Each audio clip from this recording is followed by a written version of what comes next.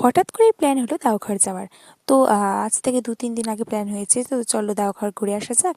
তো আমরা না রিজার্ভেশনে যাইনি, আমরা না এমনি জেনারেলেই গিয়েছি ট্রেনে। তো দেখো আমরা ট্রেনে উঠেও পড়েছি। তো এই নিয়ে আমার দেওঘরে হলো ৪র্থ বার। তো আমরা গিয়েছিলাম বেশি দিনের জন্য না, মাত্র ২ দিনের জন্য। তো আমরা কিন্তু গাড়িতে উঠে পড়েছিলাম এবং দেখো এত সুন্দর লাগছিল, ট্রেনে যাওয়ার মজাই আলাদা। আমার কাছে বেস্ট যেটা বলতে পারো ট্রাভেলিং, মানে সেটা হলো ট্রেন। মানে বাস, অটো, টোটো সব থেকে বেশি ভালো লাগে ট্রেন। এখনও তো প্লেনে উঠিনি, তো সেটার এক্সপিরিয়েন্সটা এখনও বলতে পারছি না। তো দেখো আমরা রুমে চলে এসেছি এবং আমরা এখন এসেছি প্রসাদ খেতে। ঠাকুরের এই যে প্রসাদ খেতে চলে এসেছি, লাইন দিয়েছি। তারপরে আমরা এসেছিলাম আনন্দ।